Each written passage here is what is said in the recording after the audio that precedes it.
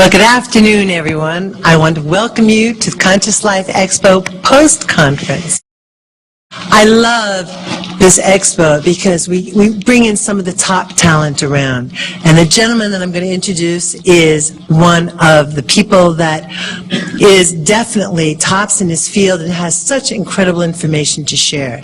So I would like you to join me in giving a rousing Conscious Life Expo welcome to David Wilcock.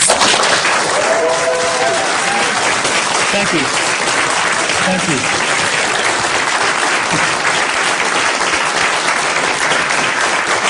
Thank you. Appreciate that. You know, 2012 is about a new birth, and now that I have my own umbilical cord, we have a great symbolic reference for that. So this is going to be a bridge where we're going to start with the 2012 Enigma material that I didn't get to finish yesterday because literally we had the line for that room wrapped around 2 halls in this hotel. It was enormous. How we got all those people into that room, for those of you who remember, I don't know how it worked, but it was a divine miracle in and of itself that we actually got the people in. So this is about what the government is like for most people right now. We've gotten into this illusion that the government is our benevolent father figure and protector, and more recently now it's feeling as if you know, what's the surprise is not what we're expecting. So many people are awakening to cosmic consciousness and higher concepts of metaphysics and spirituality, and this is going to be a true master class in what's really going on. So 3 years ago I was at this conference and I met Billy Blake, who should be here but he's not here yet. He's going to be running around with a handheld camera. And we decided to do a film together. The film is called Convergence, as many of you, or probably all of you know. So that film deals with the idea that the underlying fabric of this universe is consciousness, which is what all the old mystics and all the old religious traditions have been saying for thousands of years. Now, what I offer is a much more elaborate and intricate spin on the notion of a consciousness field than you've probably ever seen anywhere else. Of course, it goes without saying that for those of you who haven't seen this, when they haven't seen it before, there's a gasp in the audience, but you all are well initiated. Edgar Cayce and myself, there's obviously a facial similarity there. This is my brother and Casey's first guy, Dr. Ketchum, who got him out there in the world. My father, after a Metallica concert, that's why he's sneering. And the Squire, Edgar Cayce's father. My father would only shop at the Squire shop, and everybody called Cayce's father the Squire. This is my best friend Jude and Edwin Blumenthal from the Cayce tradition, one of his principal investors. Jude and I did marvelous music together in high school, at least we thought so at the time. And this is my friend from college, Christopher, and his corresponding reincarnation, Morton Blumenthal. This is my good friend from college, Angelica, and this is Edgar's wife, Gertrude.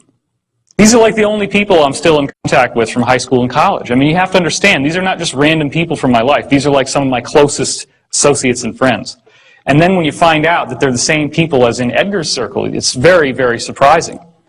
Okay, so as we went through yesterday, are there great secrets being held? This was something a lot of people didn't catch on the way they did the reflection on the poster for the Da Vinci Code. And of course, what is the eye in the triangle on top of the pyramid? Is there a message is being given that we're not fully getting access to? Gore's inconvenient truth, sure, that looks like smoke, not. That looks like a galaxy. And here's the Milky Way from the top down. There's our sun, so you can see this is about where we are. So we're not all the way out at the edge, we're kind of in the middle. But doesn't this look sort of like crosshairs to sort of point towards the galactic center and suggest that there's some sort of galactic alignment that's going on here? So later in this talk, you're going to hear about interplanetary climate change, which is how this movement into a new area of energy in our galaxy is in fact actually causing all the planets in the solar system to experience changes just like the ones we see on Earth. So this is far from an isolated phenomenon. There's also these new physics discoveries that keep leaking out, and they always relate to sacred geometry. The idea in this case of the dodecahedron, which is 12 pentagonal faces that kind of looks like a soccer ball if you make it into a sphere. They actually found out, these scientists discovered that the background radiation from when the universe was first created has arranged itself into this odd geometric pattern. And that's been proven. So then the question is, okay, what is the force that would cause that type of geometry to emerge in the formation of the universe? As we're going into the 2012 subject, of course, crop circles have been on everybody's mind. This was the formation that came down a couple years ago, which started out in an unfinished way. You notice that all of these blocks are completely solid, and this area is solid as well. Well, the circle makers, whoever they are, came back. And when they came back, this is what we got. Now you have time markings and symbols from the Mayan calendar, okay? And the alignment of these winged discs in terms of what markers they're pointing to, which corresponds to the Mayan system and the Aztec system, gave you an exact time reference of the length of time between when this was created and 2012, the end of the Mayan calendar.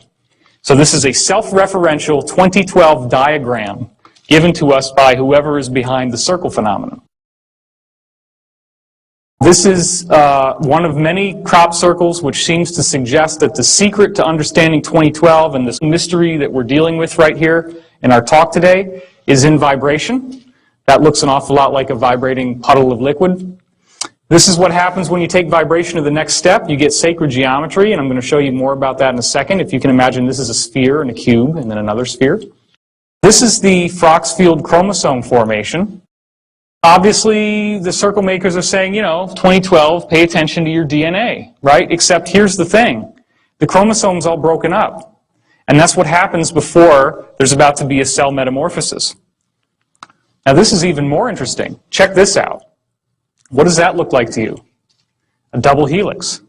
Okay, and there's 12 stations.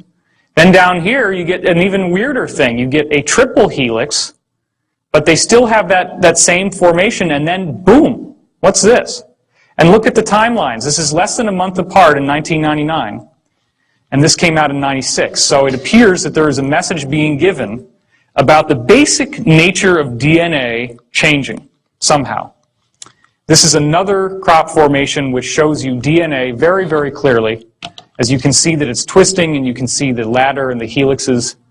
So there's something very interesting going on here. Now this is one of the most staggering formations that's ever come down. And as I said yesterday, the idea that two drunken Englishmen stomped it down with a funny hat and a string and board after coming back from the bar one night, it just doesn't fly. This is much too complex to be something that could have been done without an elaborate. And you know, the thing is, I mean, there have been some cases where formations like this have been documented as showing up within a 1-hour period. Like somebody's out there at night, they see nothing, and then there's lights and the dogs start barking and everything goes nuts, and then all of a sudden, boom, there it is. So this is showing you the geometry of the tetrahedron, which here's a drawing of it. This is the frozen vibration that is one of the principal energy fields that moves through planets, as you can see in this diagram. It shows up at 19.5, which is Richard Hoagland's thing. He's speaking tonight at 7. So here's your animation of the actual great red spot, which is at the limb of the tetrahedron down here, and Jupiter. And this also extends through the great dark spot on Neptune. This extends through a shield volcano on Mars called Olympus Mons, all throughout the solar system. So here's the secret. This is just a puddle of water that's got ordinary particles of sand in it called colloids. And those colloids are then vibrated on perfect sound frequencies like the white keys on the piano. And what you get is this interesting geometric shape inside, which should look pretty familiar to